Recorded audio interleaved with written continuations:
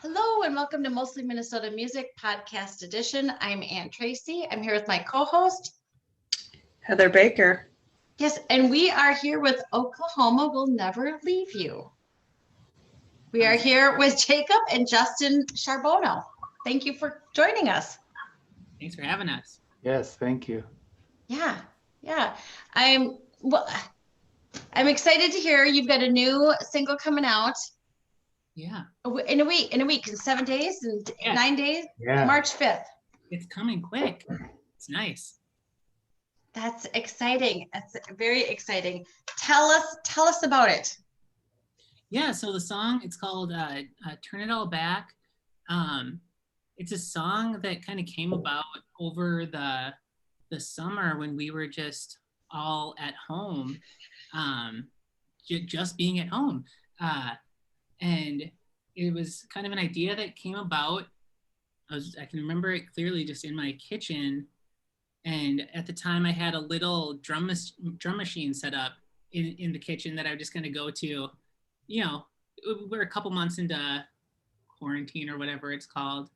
And I think we're all going stir crazy. So I just had instruments all over the house. And so I think I just started a little drum beat on there and started singing over it. I was like, oh, that's kind of a neat idea. And then sent the feelers out to the band. It's like, hey, I have this idea. Do you want to track something? Do you have the stuff at home to do it? Yeah, sweet, awesome. And it just kind of did that little chain reaction that way. Nice. That's kind of how it started. And yeah, Justin, do you have any thoughts on that? No, I mean, this felt completely like your brainchild, and I feel like that's super accurate. It's like the first time that we had ever just sent it out and kind of got everyone's feedback right out the gate and just saw what stuck. Nice. I can't wait to hear it, but that kind of leads us into you are two members of a bigger band. Mm-hmm. You know, tell us. Well, just to start with, how did you guys all get formed? Yeah. I can guess how you guys met, but Yeah, we're brothers, so known each other a long time. Well, it kind of started. The germ of the idea, the time before it was a band, was I'd been doing some cover wedding bar band type stuff, and kind of hadn't done an original band in a while, and got the inkling to just like write. The initial idea was to write and record an EP and release an EP in a week, and I think we got 3 days into it. And then just like, oh, this is way bigger than I can do. And so I was kind of just like bringing in buddies, and I think Justin, you were on the road at the time, so we find some pockets to do it. But I think that ended up spanning like a year. You know, it eventually kind of blew up that way.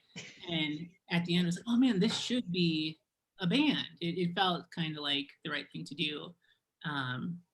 And yeah, so then we kind of, some of the people who recorded on that came along, and it's kind of been a little revolving door for the last couple years. And up until kind of this EP that we were going to start recording last March, then started to in October, where we kind of like solidified the band, like, oh, this should be the band, because it was kind of, is that accurate? I feel like that's.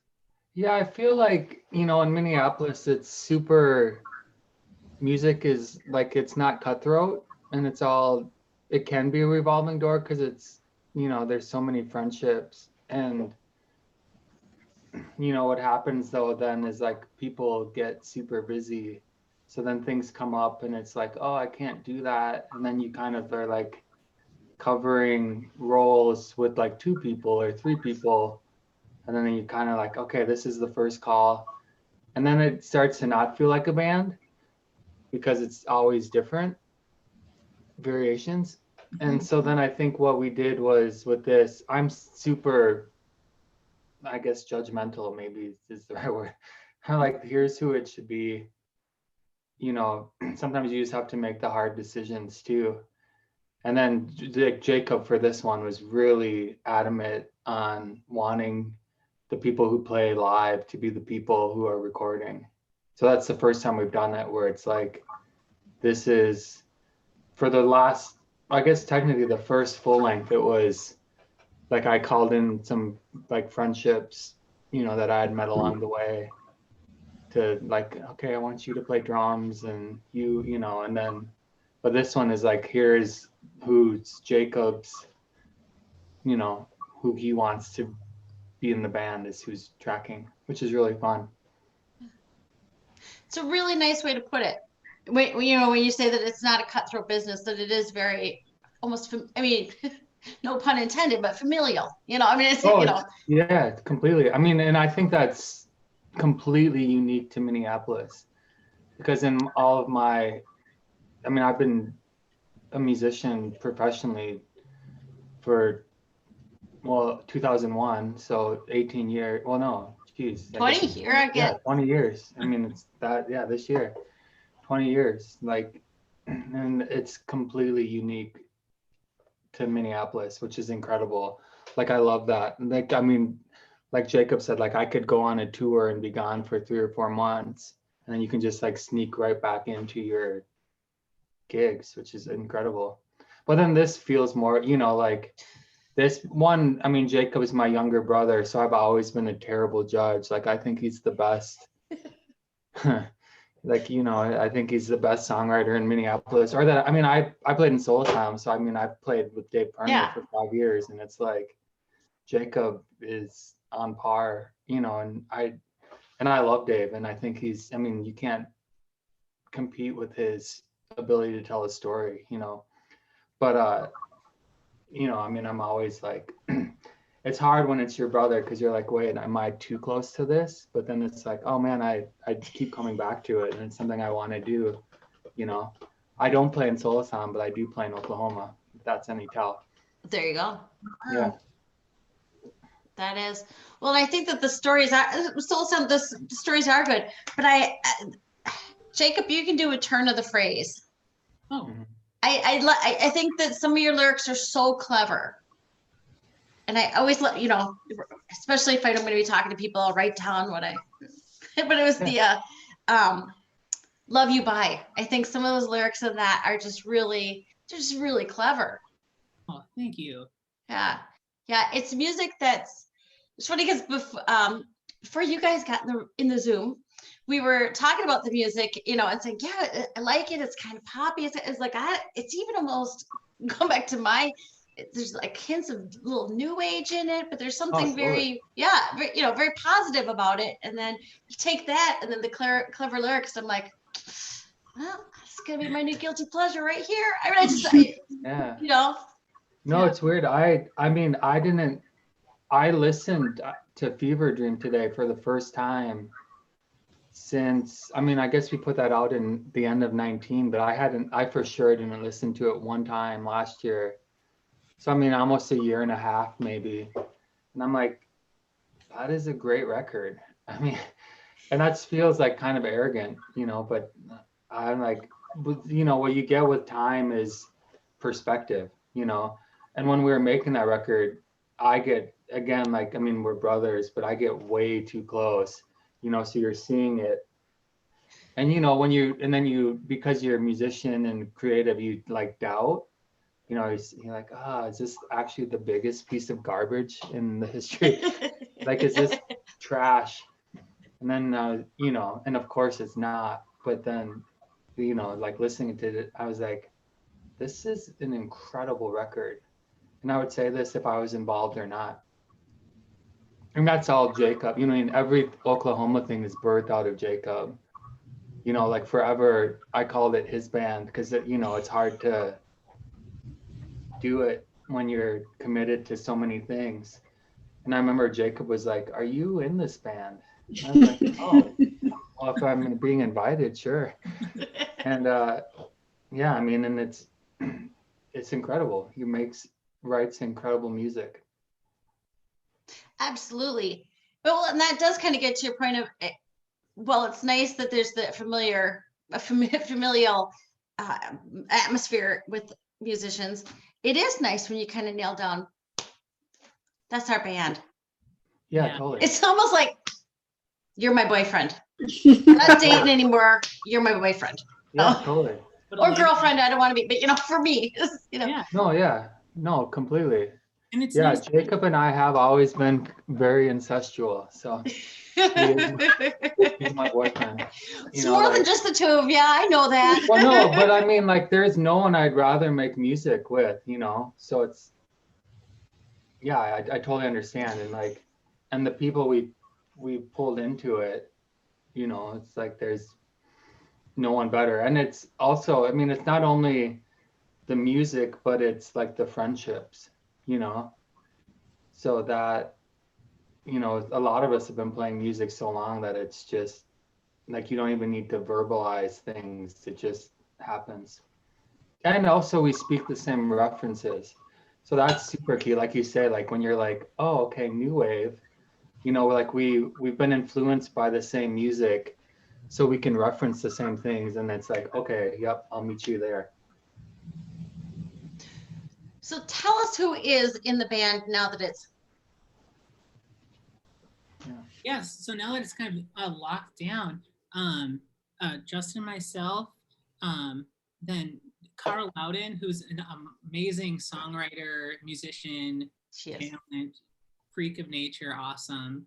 Mhm. She's keys and voice stuff.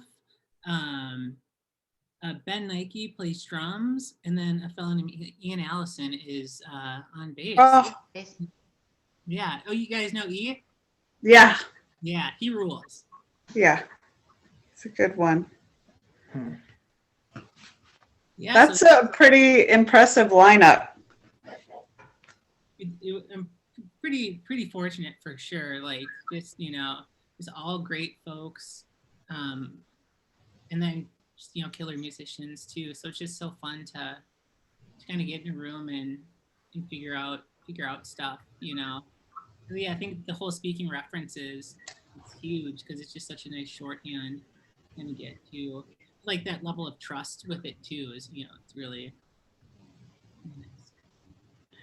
When you're building a song, obviously the lyrics, I'm assuming you have, do you provide all of it? Do you let your older brother boss you around, or how does this take place here? I think it kind of will come. I'll have the basic structure of the song down, or like my version of the structure. I think that's so. The song will be written melodically, lyrically. Like most chords will be in place, and then Justin he's really great at being like that might be a bridge, or that's a chorus, or that's a verse. So, like he's really great at kind of shaping, because kind of like he was saying about being close. I can just be so close to a song when I'm writing it that I just to have someone else like kind of guide. Would you say is that? Yeah, I think for sure. I mean, and again, like it goes to like I'm super opinionated and rigid. So because we're brothers and there's a level of trust, I can also be like, oh, that's not working, or that's incredible. This needs to be the thing. And it's, because there is that trust, it's like I have to believe Jacob knows it's never malicious. I think we have Justin. Make it better. We have a kind of like a saying, or it's kind of become a saying. I feel like it was like we would never steer each other into something bad. Like that's like we're never like do this to make something worse. Like that's never, Yeah. you And I know. think too, like it's always super, I don't feel like anything's ever done in secret too, you know what I mean? So it's like right now we've been working a ton in Jacob's studio there where he's sitting, and I'll actually typically be sitting where he is, and then he's in that brown chair behind him. And then it's like, okay, and I'll just, do something, but then it's always like, okay, is this working? Because I do still, it is a band, but I do surrender to the hierarchy like I don't even know if Jacob would call it that, but it's like it still needs to fit within his vision. So it's like I can hear something or jumble up something, but if it's not the right thing, then I need to know that. You know what I mean? Like you just hold everything loose. Because for me, at least, like I've done music long enough that my identity is not even tied to it, which feels silly to say when you have done music. You know, when you do something successfully, you know, it's easy to be like, I am a guitar player, or I produce songs, or I don't care about any of that. Like it's, I want to make music with my brother, and if it doesn't fit in within his vision, what's the point? That, I think that makes perfect sense because it might be the perfect note, but if it's the perfect note in the wrong group, Yeah, you've totally. wasted it. Bring it somewhere else. I mean, you Totally. know, and wear your hat in this band. I think that's it's awesome to have that kind of relationship where you're able to do that. That's Completely. Yeah, for sure. Yeah, so that's kind of the yeah, kind of the way it goes. Where it'd be, I'll bring the song to the folks, and that's But I feel like Justin, I might hit it first, or for like this "Turn It All Back" song, I think that I kind of had that kind of loosely structured, and I sent that kind of simultaneously to Ben and Ian. I think they both Hmm. had it. Right. They were working with like my idea, but not hearing each other's idea, and so it was just because we were all doing it from home. We were just, trying some different things out. I'm super stoked with how it worked. It kind of seemed like Right. a fun trial of, hey, let's do something that is more like fast and loose a little bit, and then like we can kind of edit it once the Yeah. idea is there. But let's just throw some stuff out and see what happens. Yeah, and like this one too is like the most hands off I've for sure ever been. I mean, maybe, I mean, I was even like with that first CP pretty hands off just because of my tour schedule. Like I feel like we did like guitars in like a day or two at Perner's. Mm-hmm. But I, yeah, it was fun to just on this one, like I just came and played guitar in an afternoon or an evening. And then I was involved like with mixed notes and stuff like that, where I was like, oh, this would actually mean more if you know, that's the thing, like you just want it to mean something. So it's like, how do we get the most out of the song and make it mean the most? And so sometimes that's like, it's subtractive. You're like, oh, you know, like if every, I mean, and this is not the case of this song, but if it's always loud, then it doesn't mean anything. Like without quiet or, you know, dynamic or light and dark, you know, so that's how I think about music. So then it was just like with this song in particular, just like, oh, I think that would mean more if actually in this earlier part we take it away and save it, you know, so stuff like that. But I consider myself only a guitar player on this song for sure, which was really fun to just. I mean, I feel like too, like Jacob has really found his legs in production, so that I'm not as needed, which is rad to just see him take it and he can. I mean, it's. I always like to be like I don't know how to say it. Like I'm always trying to like work myself out of a job. So like it's nice, you know what I mean? Like it's yep. because that's how like things live on beyond you in anything. So it's like at the point that me doing this is taking away from someone else doing it, then I'm just in the way. So that's what's rad about like technology and where we're at and what quarantine like forced people in music Ask to yeah. do. I mean, because you know, you have to find the positive because it's been so dark and so sad. To be like, well, there are, and that's a weird thing too, to be like, oh, I'm gonna look back on this time and like think fondly of some things. You know what I mean? Because it's been so shitty in so many ways. And for, I mean, like I did a full blown, you know, 3 or 4 month tour with Fountains of Wayne, and Adam died from, you know, you're like, that's insane. But then, you know, to Yeah. quickly turn on that Yeah. and to not in any way diminish that, there are things about this time that like are sacred to me, you know, whether it's like time I've been able to spend with my family or in music the way that it's forced people to grow and figure out how to continue. It's been a weird time. It's just caused us all to have to be comfortable with ourselves, whatever that means. Yeah. You know, God damn it. I was gonna say, I'm not liking it. I'm not liking myself. No, yeah, it's, I mean, and one day you do, one day you don't. You know, it's really, yeah. It makes me think of the line from the Love You Buy. Not looking for that kind of love, but I'll buy it. Yeah, you know, I guess we weren't looking for this, but we'll take it. Yeah, totally. Completely. Yeah, it's like, I mean, this is not even like related to music, but it's like I had never seen a Marvel movie. I had seen Black Panther and Ant-Man, so that's a lie.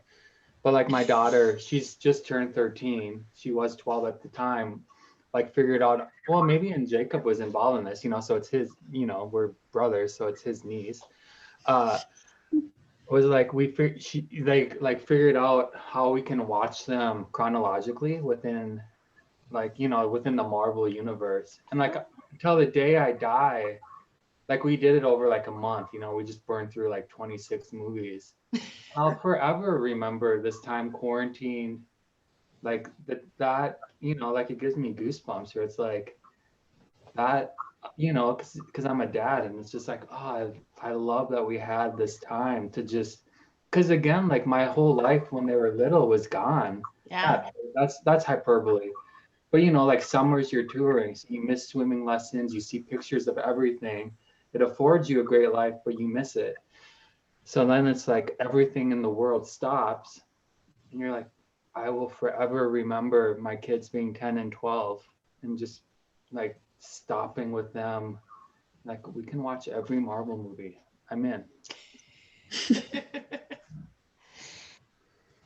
Time is it's just a different animal than it ever was before. You know, I'm constantly saying, how am I always so busy and yet I don't get anything done? You know, how do I mean, it's just that, what do I do with my time? What do I, because I have not putting out a new single. I'm not a musician either, but you know what I mean? Like, I don't have anything to show for my, so it's, you know, that whole change of time is just amazing. Crazy. Kudos for doing something real with it, watching all the Marvel movies or coming out with a single. I mean, yeah, I think that's a super long way of saying like Jacob and his wife, like they bought this house with like these little buildings, you know, one of which that he's in, that then he turned into a studio, and like now he's self-sufficient, like, and that's like, that is the pro to like even this time we live in, I mean, not even considering COVID, is like just what the technology is. I mean, it's incredible. Like, you know, thinking of me dropping out of college and touring 20 years ago and making records even then to now, it's like, oh, you can do it all. Or, you know, like think of like Billie Eilish, or like, you know, like you need Logic and, you know, and great, I mean, she's a great songwriter and her brother, but it's like, you can do it all with and I mean, that's common knowledge at this point, but Jacob has really taken it. And like I say, like I've worked myself out of a job, which is incredible. But then it's really fun to still, like, we've started this new project. Well, not same band, different record. And then to go over there a few nights a week and like really like hit it, like how we did Fever Dream, is really fun. Well, no, that is obviously you started to turn it all back online. Yeah. Have you been able to record all together now? Well, in the same room? For this song, no. That one, just you came over, so we were here. So he was, I think, in that chair. I was in that seat, yeah. When we did that, and then Cara, she came over. She did her keys at home, but then we set up a nice kind of distanced microphone and made that happen for her to come sing on that. Yeah, so I want to say that was in August, maybe September. I think it maybe started in August and was then maybe the other track in September. Then we did for this new record we're working on, that we were able to get in a room and and do. So that was the kind of bed tracks for that, which is really nice to see everyone again. Yeah. It was like really nice and like so weird too, Yeah. because we all had our masks on. We were like doing this creative stuff. It's funny too, because you're masked up, you have headphones on, so you're like very inside your world and like trying to communicate ideas. It was really interesting. Like it was really fun though to still, I don't know if it was 3 or 4 days. We were just at Hideaway in Northeast, and yeah, to just get the bed tracks was really fun. Because like it's like real time. Again, like the forms are sort of established. Everything though is still fluid, but and then you're just throwing out ideas and references. It's really fun, which you can't do. I guess, yeah, we've never experimented, I guess, but you can't do that same thing when it's like a song or like a process like what this song is, Mm-hmm. where it's like, here's what it is, contribute. But then you also, in that same breath, like all the musicians had fair reign, to do their thing. It wasn't, it's kind of like, and it's also probably very freeing because like no one can like get in the way, or it's like stream of consciousness what's going down. It is a fun. Well, I know in my own work world, it's even the quiet people get to participate. You know, For sure. like Mm-hmm. Totally. I'm in the tech field, so what it means in my world is even the girls get to answer. Sometimes, Seriously, yes. it is a. But yeah, that's got to be a different. You were saying earlier that you kind of have that language that you share together with the whole band. But Mhm. when you're masked and Yeah, that must change that language too. totally. Yeah, it's just, such a weird, different time. Because like even, the last time we had been in that room as a band, it was not, that was the record. Like we had Mike Marsh come and play drums, he was like Dashboard. He does Avett Brothers now. So even that was interesting because he's an incredible drummer. Like, like I'm a guitar player, and Jacob showed me that Amarka Mission, a Brand of Scar Dashboard record in real time. I was touring, and it was like the first time in my life that I can remember like being like, whoa, like what's going on with the drummer? Like because I had only ever paid attention to guitar stuff, but then like I remember being like, whoa, that drummer is cool. And then I was doing a festival in Memphis with Soul Asylum, and like Jenny Lewis, Avett Brothers were there. And like it was like, I recognize you, but I don't know how. And it was Mike. And then I was like, is your last name Marsh? And then like, hey, can you come and play on this thing? It was like very, like we just became kind of fast friends. He came up. But what was crazy is that we didn't have that relationship, like the depth to in real time like say like, oh, we need it to be more like, and then X, Y, or Z. Like we didn't speak the same language musically, or we didn't speak like the same references, or if we did, like it was from a different starting point. So it was even like interesting with that record, like having to navigate like, oh, we're saying the same thing but it's not the same thing, and then we and then you'd have to like try to articulate it, and then we did get there. But that's what's rad then, like so that was like 2015, Jay. Almost to the day. Yeah. And then 2020, like 5 years later, we're back in the same room, and it was really fun to do it with like people where there is just that commonality, where it's like, oh, this is, and that's in no way like I adore Mike, but it was just like we just didn't have, we had met in May at a festival. Yeah. And then like emailed a bunch and talked on the phone a couple times, but we just didn't have, like we're acquaintances, and I just adore his drumming, but we just didn't have the relationship to make it like real time, like suggest something. But then now with this one, it was fun. I mean, even like masked up and stuff, like you can just throw out ideas, or like even like sometimes more often than not, like people's first instinct is like, yeah, you know that that's what we want, you know, or vice versa.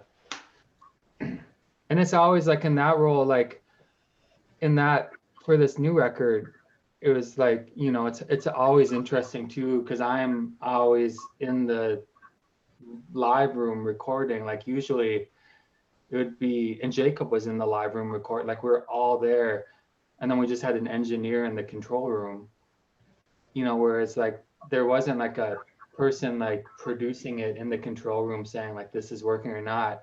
You're sort of in real time, like analyzing, playing, and then like I think that worked, you know. So I mean it's really fun. There's so much like little details to navigate, but you know, between the five of us, like it, you know, it's all caught. And if it's not, then you're like, whoops. But you know, you always listen back, and it's fun. You know, Jacob's songs are good, so it's easy. But I have a whole new appreciation for when both of you talk about when you're so close to it. Yeah. Yeah. Like if you're, you know, Yeah. if I am generally a good reader, but when I read out loud to myself, Totally. you know, to play and to listen at the same time. Yeah. Totally. It's totally true. I mean, it can be a total cluster. You know, you have so much in your brain that you're trying to, you know, yeah, you're trying to get something out on the instrument, but then you're also like, oh, I need to remember that thing was weird, or like we need to on the next take make sure we grab that, or and then, you know, but then like even as the progresses, like I say, you can get to the point where you're just so close to it. You're like, oh, so then, you know, distance is actually, of course, like it makes Always. If you're too close to something, then you need distance for the perspectives. But sometimes that's just like taking a week off, or, you know, like I say, like I listened to Fever Dream today and I was like, I mean, calling something I did a masterpiece is completely arrogant. But I think that that record is a masterpiece, and I wish more people knew about it because my brother is incredible. So it's fun to like have a great source and then, you know, be entrusted to make it better. That is,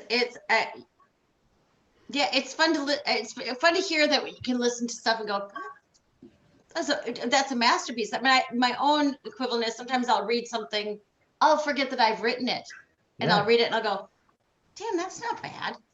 Right. You're like, I when know, you've got like that. that's the thing. Like I wish that I could hear that record and not have ever done it, because I would, you know, then it like, you know what I mean? Like then you like, no, I know you can't talk about Kevin Spacey because he's the worst, but I think about that with the what's it called, the Usual Suspects. Yeah. You know what I mean? Where it's like that movie only hits that hard the first time you see it. You know what I mean? And then you can watch it again and be like, oh, this is a cool movie, and like notice the details. Yeah. But you only get that ending one time. And then, you know, again, it's like goosebumps. You're like, that's what that was? So I wish the same thing, you know, that's the bummer about being involved in creating stuff, is like, I never get the same experience. You know, whether it was like a solo sound record, I did a record with Max from Eve 6 that I love too, where like it's that same thing where I'm like, is this garbage or is this great? You know, and then, and you never get to just hear it as a listener. But I mean, but then I will say, like, I do like when Jacob sends ideas, you know, you can, you know, you can see it and you can hear it. You're like, oh, this is great.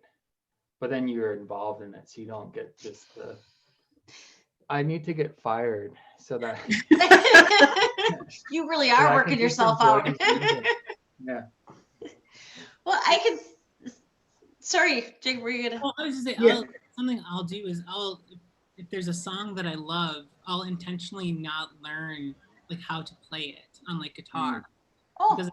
Because I'll have that thing of if I know how to play something, when I listen to it, I see the pieces. Yeah, like loses its magic. Yeah, so it's something to like not knowing how something is done, where it's like, oh, I can see I get to enjoy the entire thing, as opposed to if I learn the Mr. Brightside guitar riff, now I just see the, the hand shape, to it.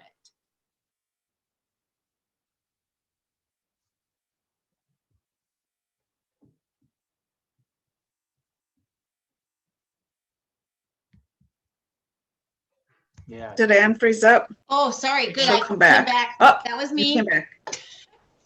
That was Oh, it's me. all And there good. was I had, we're still recording. There was a big scare there for a moment. We're good. Sorry. Sorry. So I'm just going to go back to where I last heard because I don't know what got recorded. But yeah, I can see not wanting to learn. I don't know if it's the same as not wanting to know how the sausage was made or not, but it, Yeah. you don't necessarily need to know the spices, just enjoy the flavor. Totally. Yeah. That's completely true. And that's how I feel about Indian food. Like I used to, my bike was under the bus. We were just talking about this tonight. Actually, I was with my brother, and like no matter where we were in the United States, it's like I can easily bike to an Indian restaurant. And then I have a friend Eric Harsey, he was a chef. He had like Upton 43 and Victory 44, and now his restaurant's up in Cambridge where Jacob and I grew up. And I was like, Eric, how hard? Like, can I learn how to make Indian food myself? And he's like, it's so hard, like the spices and all the. And then I was like, yeah, I guess I don't even actually want to know how. Like, I just enjoy going there, and it's a mystery, and it's incredible. And I feel like music and art is the exact same way.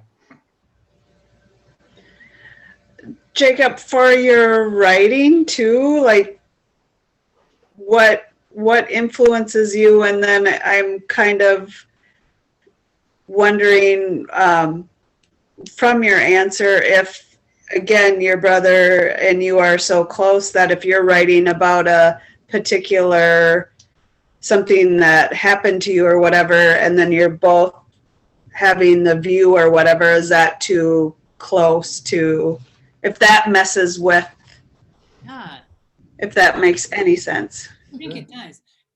Yeah, so really a lot of the songs, it's funny, I was talking to Addie, my niece, Justin's daughter, about songwriting. Because she just asked about like where ideas or whatnot come from. And it's kind of like whenever you have like those big feelings you can't explain, you just like kind of like stew on it. And it comes kind of from that, which would normally come from like a life experience, whether it be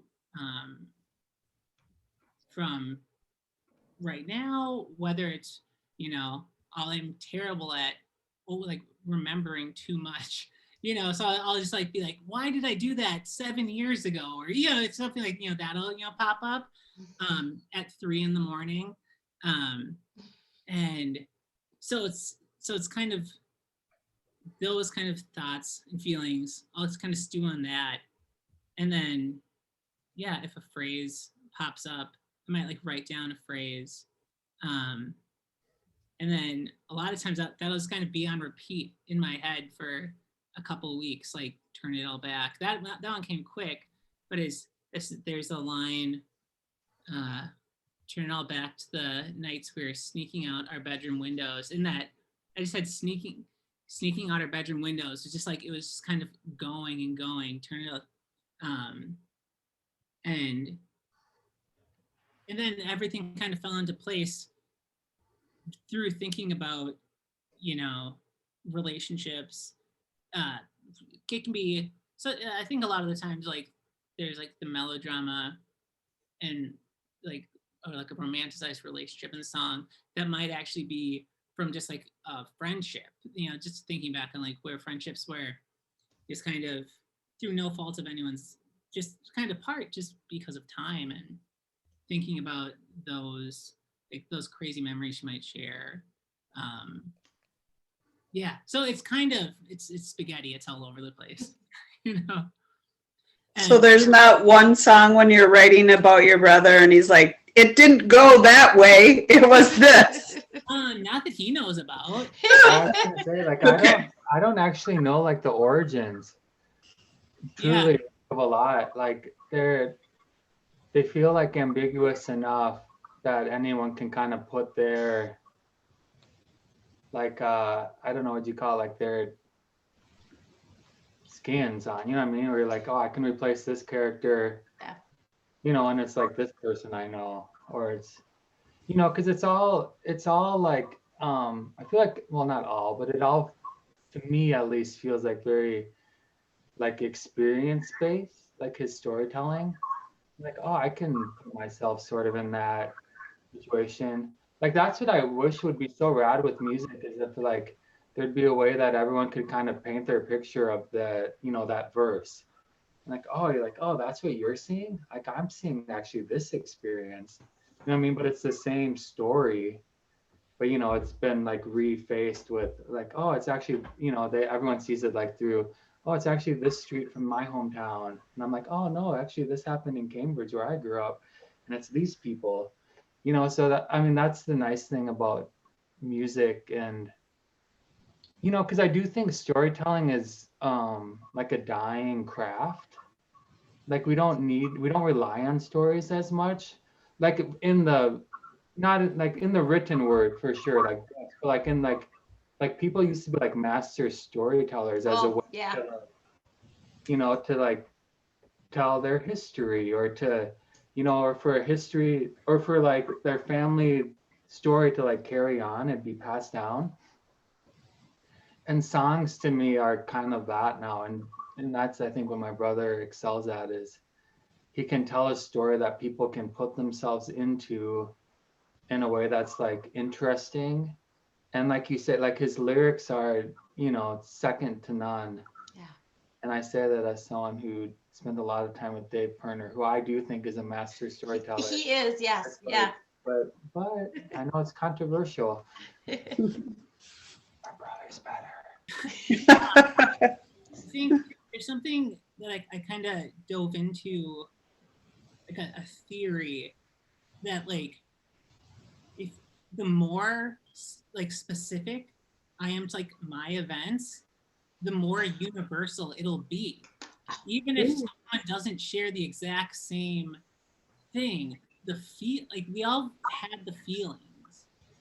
Right. And so if I'm just like wholly honest, like that in me, in the lyric, then I think that other folks can like find themselves in it, even if it might be something that they've not even come close to experiencing, like the word for word deal. I think. Yeah, I think that's what I'm going towards. Oh, sorry. No, you're good. Well, no, I just think like truth is truth, and like truth resonates. You know, like you can always tell, like, you know, like I believe you.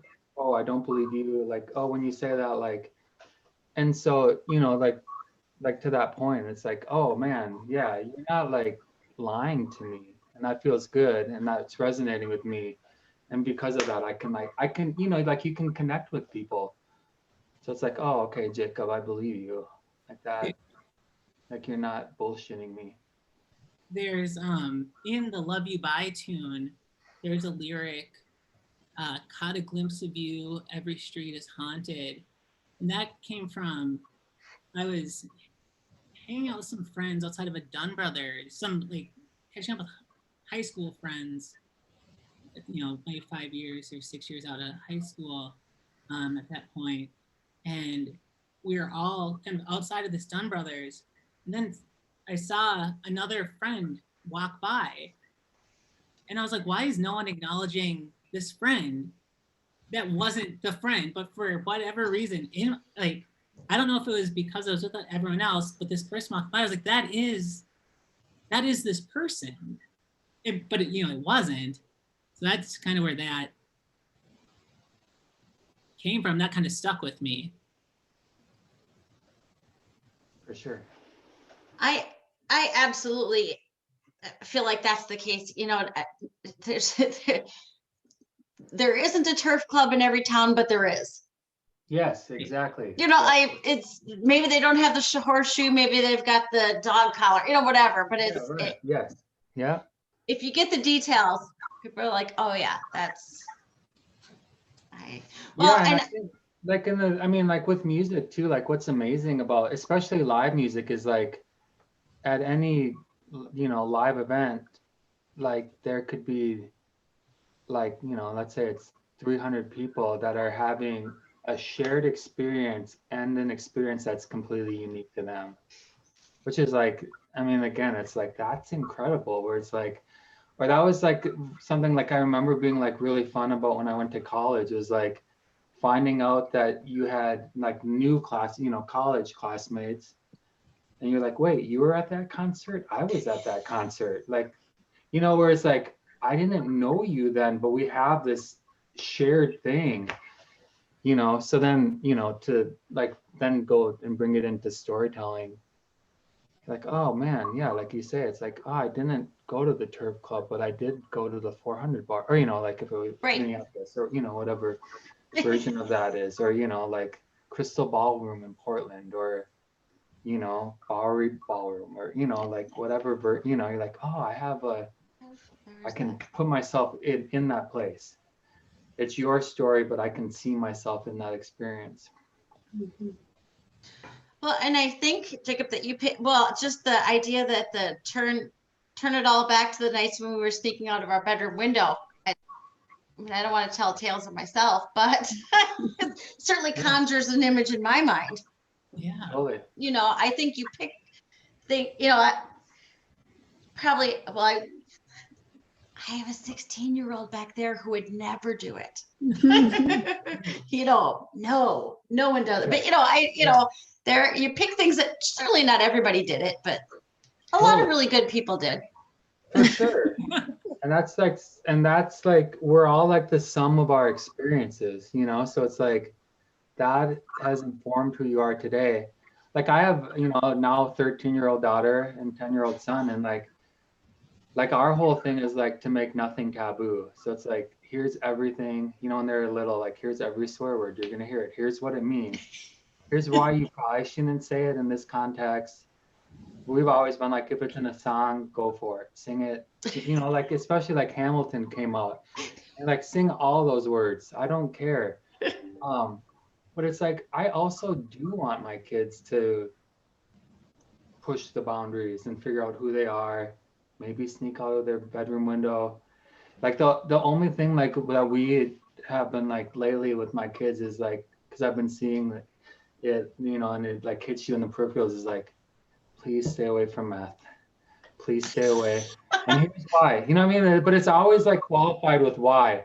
Like, or like stay away from like Vicodin, or like, like, and here's why. Like, where it's like, I want you to live and have this incredible life and experience everything. But if you can avoid these few things, it'll make that everything mean more, because you can truly experience it. Yeah. So like, and that's like a way of saying like, I think like I do want my daughter to sneak out of her bedroom window. And like, even if she's in earshot, I don't know if she is. I'm like, I would say that to her. Well, Because like I do, like I want you to have those stories and to like look back and be like, oh man, I've lived my life. And like, I don't know, maybe I'll feel differently. But like I have, I mean, it's like, she's my youngest. You won't. yeah. I always say, do what I did, but have the luck I had. Yes. And then we get into the details of how you Yeah. make sure you can spin some of your own luck. Yeah, and I think, but a lot of that just stems from like conversations and being like, like because like, I mean, for Jacob and I, like, there are a lot of like rules, but not like any of the like why. There's like, here's what it is, or don't do this. Yeah. You know what I mean? And you're like, well, wait, like I would not do that, but it'd be like more helpful if like I knew why, like what's the end game. And so like, this is a long tangent, but like, yes, like sneak out of your bedroom window. like go bonkers, wear your seatbelt. Isn't that- It leads to good storytelling. Yeah, They can Well- give you some good songs to write out of all of their adventures. for sure. Well, and you can get some interesting conversations with teenagers through music. For sure. Yeah, for sure. That's- Of course. so once it comes out, Anya and I will listen to it, and we'll. Yeah, totally. Yeah. We're on the second floor now. She better not be sneaking out any windows because it's a long drop. Like a ladder. I grew up in a Rambler. It's a different era. Yeah. Like, I'm looking for, so you're working on the rest of the album now, and I Yeah. can see the impact of obviously the pandemic on what I've heard of this song so far. Do you think that, how much of a role is 2020, the pandemic, and the rest that goes with it? How much does that emerge in the new music? That's an interesting question. I mean, the crazy thing about, well, I don't want to steamroll you. No, Well, no. it's just that we had started, Jacob had, at least the start of this, like we were slated to go fully into the studio. And then like the week of, like maybe a day or two before, Ian was like, I can't go in the studio, like things are getting too crazy. And we're like, cool, like, Yeah, it was right before the the shutdown, like the first official yeah, shutdown. like it was like that week. Like this is going to be coming probably. Mm-hmm. I think that's what it was. Yeah. Yeah, so I mean, the crazy thing is a lot of it, at least the content was free. I mean, I would say, right? I mean, I don't Yeah, think, well, so two songs were written. So yeah, when that would have been March of 2020, and then kind of in the the future months. Then I think two songs came out of the COVID times. So like the Honey, It'll Be a While, oh yeah, the Reprise song, both Yeah. those were written during. right, that's true. So that was kind of neat. That came and the what we're calling kind of the Reprise song. I think that was kind of directly impacted the lyric and the general feeling was that I don't know what's going on right now, but like if we're together, I think we'll be okay. And that's kind of like the overall feeling of that one.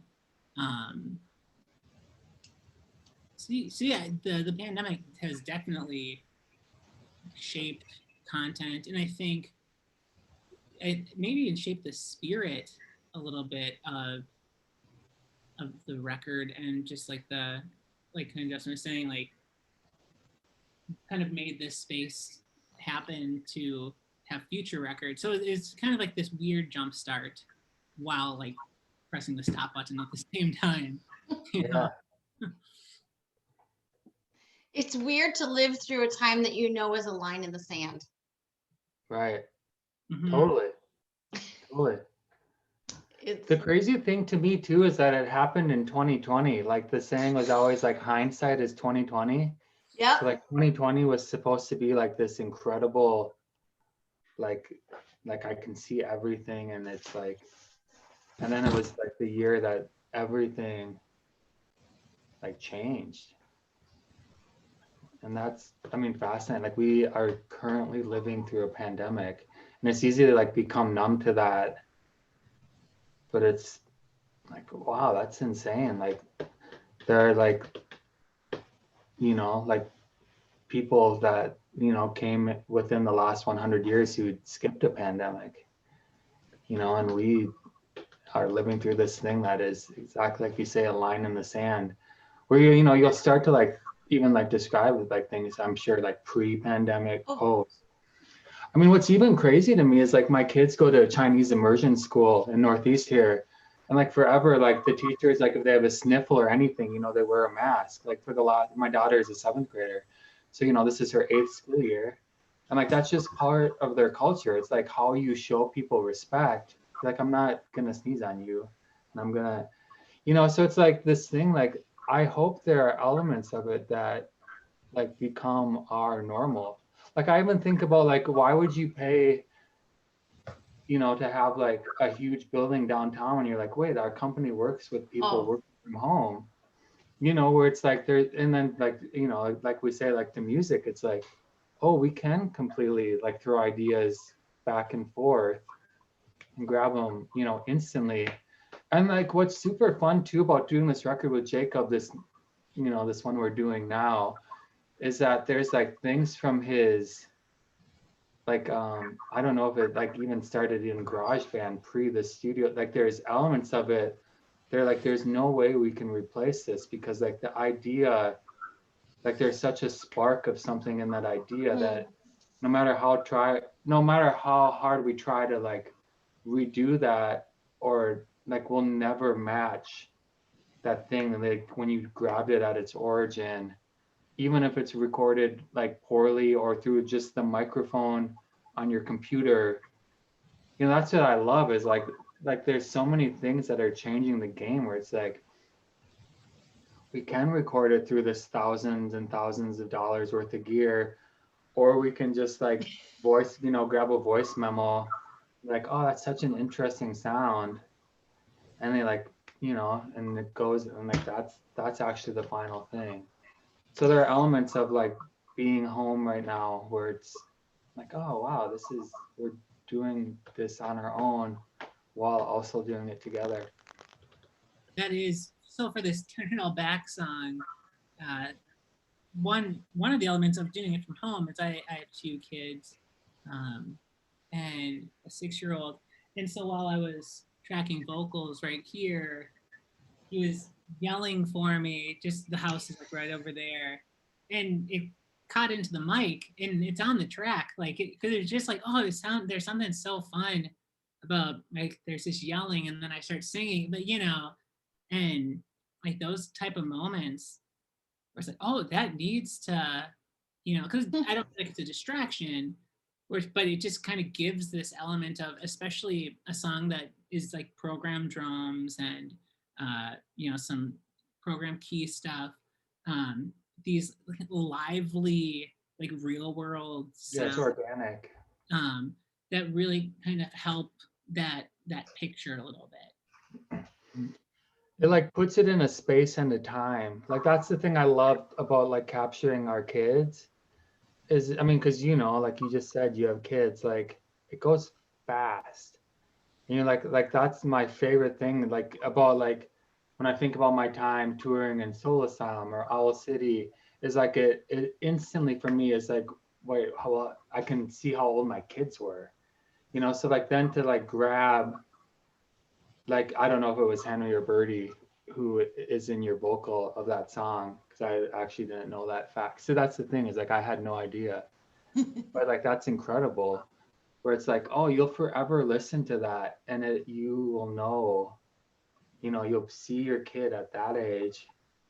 And like Jacob and I did that John Lennon, War is Over, Happy Christmas, I don't know, like 5 or 6 years ago. And like for the chorus, like we had my kids sing it, and they were tiny at the time. But it's incredible, because it's just a time capsule, you know what I mean? Like, and that's, the rad thing about capturing like live voices and stuff, is that it creates a sonic, like an organic soundscape where you're like, oh, okay, that is real.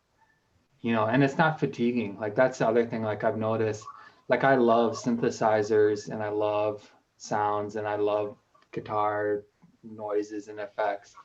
Like that stuff can also be fatiguing. You're just always blasting people with it. So, to be able to then create a space and a context that is, human beings, or like Jacob, like where he lives, like there's, while we're working there, I mean, I don't know, you're like 15 to 30 feet away from a train track. Yeah. That'll just like come busting by. But it's like, oh, I love that. It's like, we're alive right now, and like being nuisance, this is a nuisance, but it's also like incredible. It's like both and. You need both and in everything. You need loud, you need quiet, you need light, you need dark. It's like where the balance is.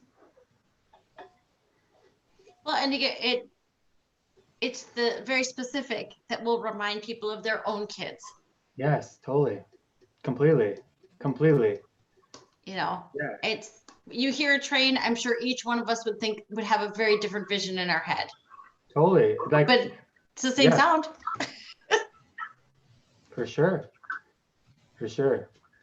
And it's rad. And like, I mean, we've like so far just kind of been in editing mode for this new record of what we got from Hideaway.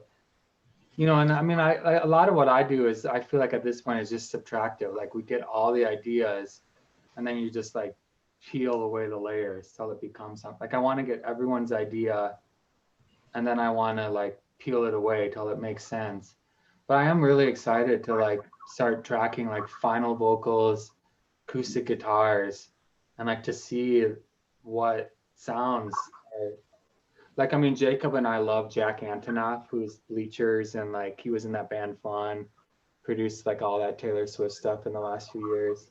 I don't know who else, Lord, but his whole deal is like, it's like chaos and it's like, pristine. And I love that. Whereas like, I'm just going to stick a mic outside my apartment in Brooklyn and like, we're going to see what it grabs. But what's rad is like, it creates, like, I like when music like puts you in a space, that you're like, oh, I feel like I'm in Brooklyn right now because it sounds like Brooklyn, versus like this stale thing where it's like, this sounds like I'm inside someone's laptop. And that's not to like degrade, like I love electronic music, but I would rather like feel like I'm in a space. Yeah. It's like the Beautiful South used to do a lot. They must have done a lot of their work in the London Ground in London. And I would laugh because you can hear Mind the Grap, you can hear there's just something about it. It just totally. Yeah. Well, you make me so excited to hear. When is this darn whole album going to be done now? Man, I mean, it's up to Jacob. Yeah, that's the thing too, is it's such an interesting time for releasing music and like releasing strategies. Tragedies. Yeah. That I don't fully know like how if we're gonna kind of maybe drop some songs out or like how it's gonna go, and especially with like when can we play music again? Yeah. Like that'd be a fun. I mean, that'll be amazing just in general, but to do it with a new record would be sweet. It's so weird. Like, do you guys watch things and then like things that were filmed, obviously pre-pandemic, and you see a crowd and you're like, you're insane. Why are you and like, like it'll be like hard to like, I'm conditioned now, but I can't wait. I mean, like live music is so fun and remarkable. And yeah, I mean, I'll obviously surrender to whatever Jacob's plan is for this music, but hopefully soon. I mean, it's been really fun to like, what was rad about this too is we did it the first week of October, and then I didn't touch it till January. Mm-hmm. Like, 3.5 months. And even that time was like, it was enough time to like be like, oh, I forgot about all these things I remembered like the core songs, but like to discover like, like fresh and be excited that it's like really, I mean, it's probably, because I'm always like listening and thinking and like keeping notes of like, okay, I need to do this, and this. But yeah, I mean, I'm definitely in like, let's get it done mode. So yeah, we'll get it done. And then of course, I mean, even like with Fever Dream, I feel like that was done for almost 2 years. Yeah. Or over 2 years before we released it. It was a long time. We won't do that. No. Yeah. Yeah. So I think there will though, before this EP comes out, there will be like another single Good. that comes out is kind of like Turn It All Back. It's kind of living on its own. It doesn't really have a home on a record. It's just another song that is that kind of came about doing the at home thing after we kind of did Turn It All Back. So it was another one of those, like, an idea just popped. I was like, oh sweet, send it out. Now I think it's just Ian, because I don't think you've done anything on the Wrong Way song yet. I don't think so. Heard it. Yeah, that one has been me kind of going a little nuts with I have a little keyboard right here and just kind of YouTubing how to make 80s sounds happen, and Thanks. yeah. Yes. So I think that will come out because it just needs a few more things on top of it, but that'll come out maybe in the next couple months while it's kind of running, parallel with the EP a little bit. Nice. Well, we don't want to rush it. We're just excited for it. No, and I was going to say, when you said the 80s, the Turn It All Back, I have the Back to the Future in my head. So then when you said, I was like, yes. Yeah. Totally. I mean, the 80s rule. The Cure, it's all like Yaz or Yazoo, depending on where you're from. Yeah. I love, I'll be 40 in March. So it's like a little, like I can sort of like remind, it's like foggy, all that music. So it's been fun, like as an adult, to like dig in, and it's remarkable. Like even like Queen, like I Want to Break Free. I was like that synth solo is remarkable. Yeah. Like I want all of those sounds. And that's the fun thing too about, like, if you have a good song, you can surround it with any sound you want. You know what I mean? Because the song then it like cries out for the parts, and then the parts can sound like whatever. It's like, if it's good, it's good. So it's like you can be a Juno, Roland, or Moog, Sam. You know what I mean? It's like, it sound like the 80s. Like, music and life is so cyclical anyway. Like you're always borrowing from a different time, or you're for sure informed by it. Like I want to absorb all that music and then put it into Jacob's music.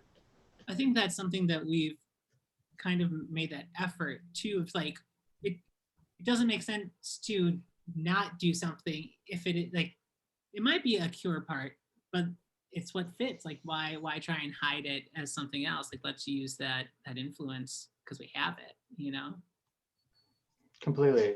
Like even like I'm thinking like this new record, there's a song, I'm terrible with titles. It's too like soon in it where like I don't know what any song is called. I'm also notorious for changing titles like 1,000 times. Yeah. But like there's a song where Ian played a 12-string bass, which is like each string has 2 octaves around it. Okay. Yeah, exactly. And it's a Cheap Trick, Tom. It's like the Pearl Jam Jeremy. Boom, boo, doo, doo. It's that like monstrous sounding. Where I'm like, if you would have asked me like 3 years ago, I would have been like, there's no scenario where I feel like that would be appropriate. And like, not even like, because I think it's incredible. Like but I just wouldn't have ever imagined that would have been the thing that we would have, but it's the right thing. So it's like, oh, of course, because it's the right thing, like all is welcome, and then, because of that, then we become like the sum of everyone's, the collective, the group, like they're like, I would have never thought to put a 12-string bass on this ever. I'm so glad you did. It's good. It's good. There are times that the earlier album reminds me. There was a show in the 80s that I can pretend like I saw it in reruns. No, yeah. Square Pegs. Oh yeah. And it was the waitresses did I think it was the waitresses who did it, but they would have bands on there, and listening to it that's what I was thought of. That's what I thought of right away. That kind of new wave of. Yeah, it's great. Yeah. So you're kind of nailing what. Yeah. It's Yeah. great. Love that. Yes. Well, we're looking forward to well, first we're looking forward to March 5th. Awesome. Yeah. We'll start one step at a time. And then if we get another single before you get the EP out, that's awesome. For folks who are listening, I'll include this in the notes too, but how can people find you online? I think if you go to oklahomawillneverleaveyou.com, that's a website. I think that's our handle on pretty much every Yeah. social media, Instagram. That's kind of where I spend the most of my time with social media. I think that might be the same for like Spotify and for like Bandcamp and all that fun stuff. Good. Well, gentlemen, this has been, I'm nice and awake. I'll tell you, I woke up at 6:45 this morning in Chicago, so that you're keeping me Whoa. going so awake at this point. This Yes. speaks highly of the music and you guys and just the fun conversation. So All right. we will look forward to March 5th and beyond. And thank you for talking to us. Thank Of you. course. It's Thank nice you. to be here.